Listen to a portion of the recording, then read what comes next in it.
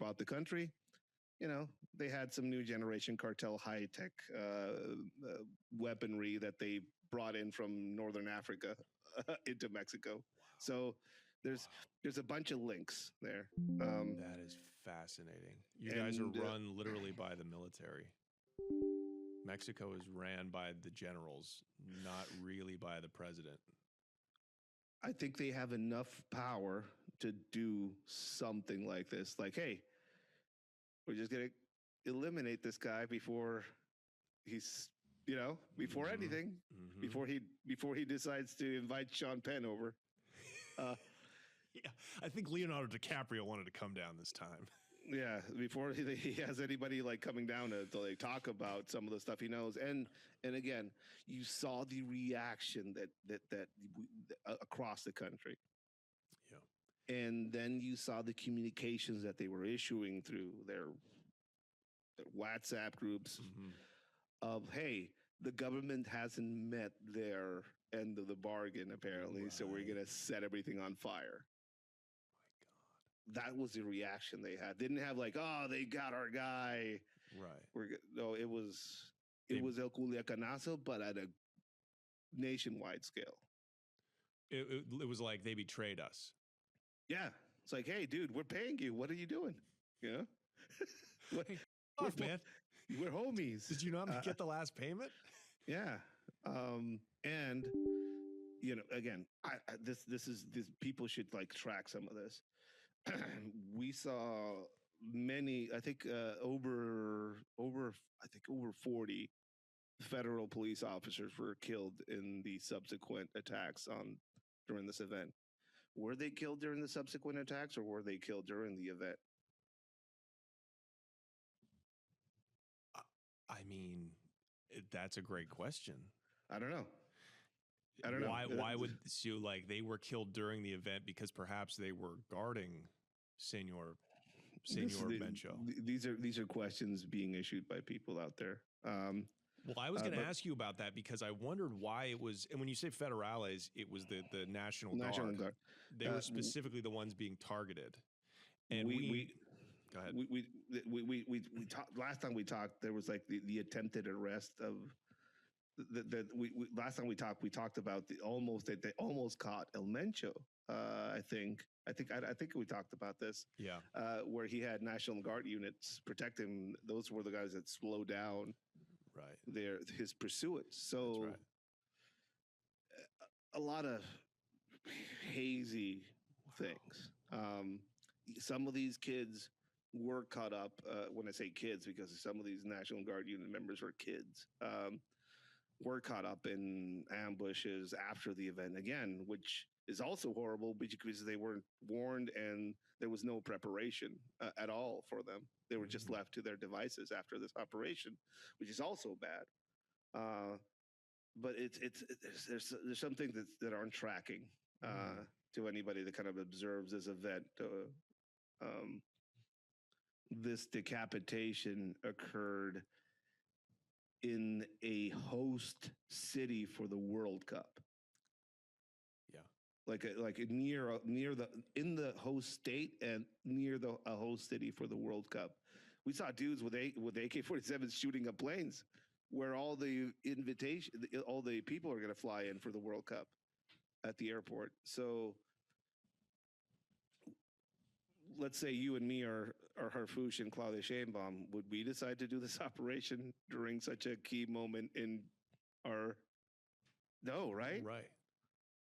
Because this is the Copa Mundo. This is like we're a real country now. We're an international country. We need good press. I mean, capturing Mencho, I guess it would be good press, but not in this way. No. Like the whole government seemed just as surprised as the cartel. No. So if you're like Mexican Alex Jones or something, pedophile priest and all that, sacerdote de pedofilia, las ranas son gay. If you're that like a conspiracy theory, it's like, well, I mean, I wouldn't think of them as politicians would choose to have such an operation this close to such an event. on one end, and on the other end, the military would probably be well served silencing their biggest partner in the region before more things were found about their relationship. Because right now, that's the whole thing. The Mexican military, La Marina, they're all under a giant microscope right now.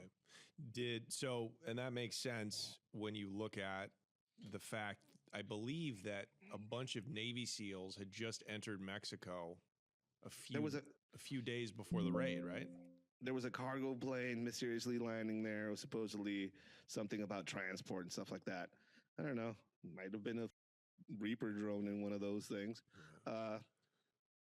There's some SEALs coming down, which is a very regular thing. Like they do trading with foreign forces, but maybe maybe some of them were the ones that jumped in.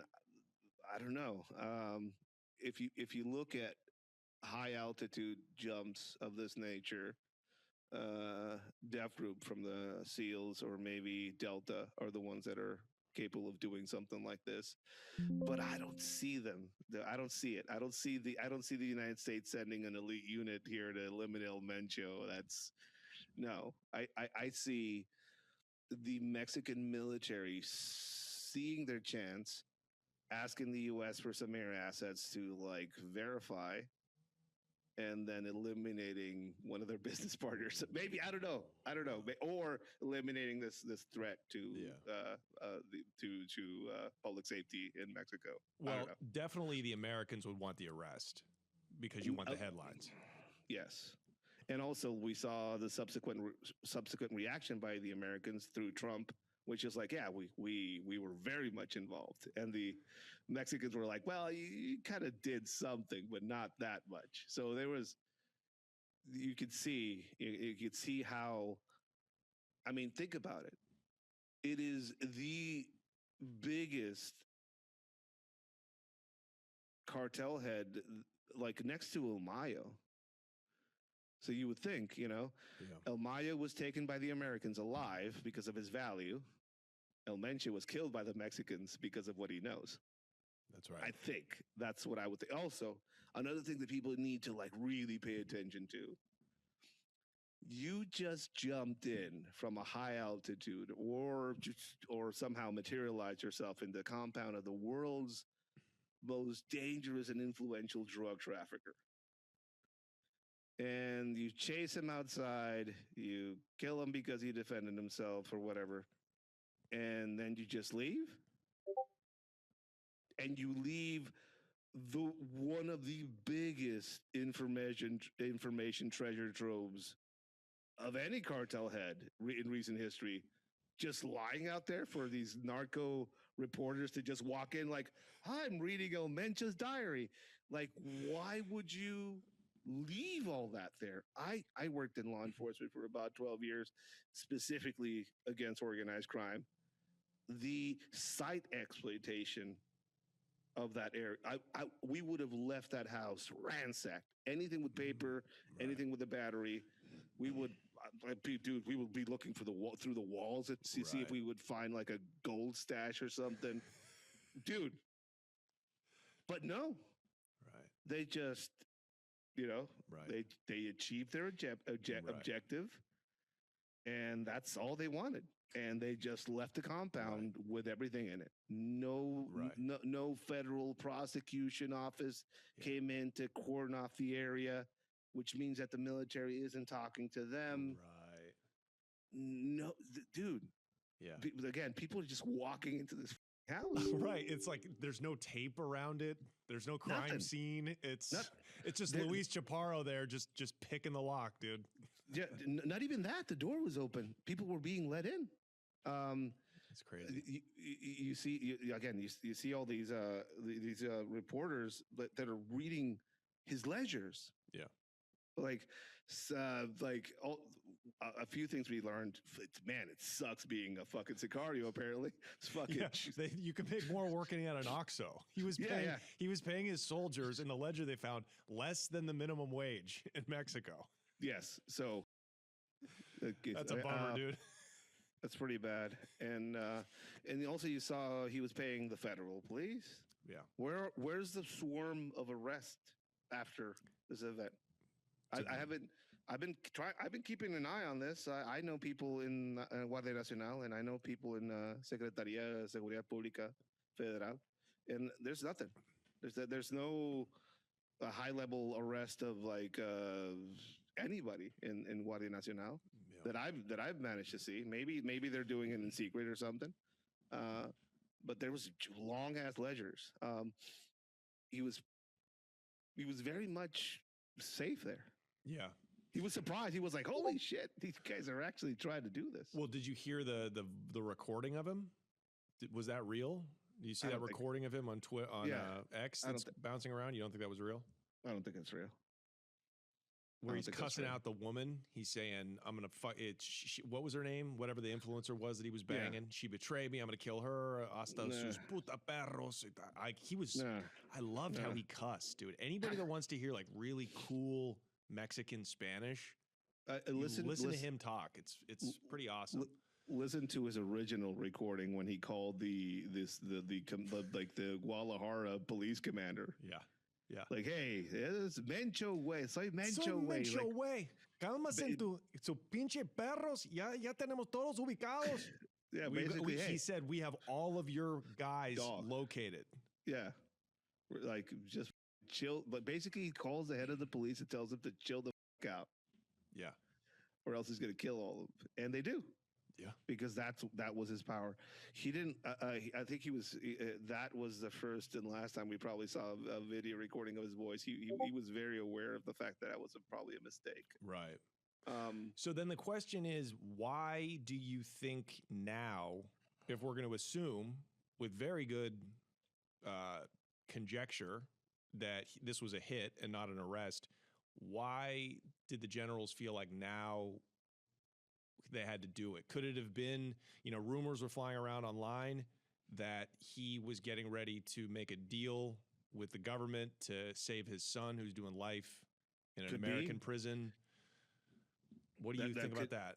I mean, you again, we've seen the strife within the Mexican government that El Mayo Zambada's arrest and Maduro flight to New York has caused them, right? It is something they blame the Americans for the violence in Culiacan because of this arrest. So I think when I'm looking at all this, I'm taking a few things into account. The fact that the Mexican military apparatus, un cabal de pedofilios alienígenas en la luna. Dude, this is something I've heard echoed across. I'm not the only one saying this, but this is something you hear echoed by a few people out there. Is it a good thing? I would say yes, but nothing has changed. And if people think anything has changed, go to rotten.mx and see a video that same organization just posted as they're making their way into Veracruz. And this is not rotten.com for all you Gen X and millennials. This is not Tub Girl. This is not rotten.com. This is rotten.mx, the Telegram group. Yeah, rotten.com MX will take you to a link to Telegram, and it's where we post most of the horrible shit. Today's episode is also brought to you by BetterHelp. Shout out to my shrink, the world's #1 online therapy platform, BetterHelp. They've got over 30,000 qualified therapists, so you can cut out the physicality of having to go see a shrink in person. We all know what a nightmare that is. You got to put your clothes on. You got to get in your car. You got to find someone. You got to go to a brick and mortar. You got to pay more money, and you got to gamble on the hope that you're actually going to get along with this therapist. And how many people who've been in therapy know that that's very, very hard to do? BetterHelp makes that so easy.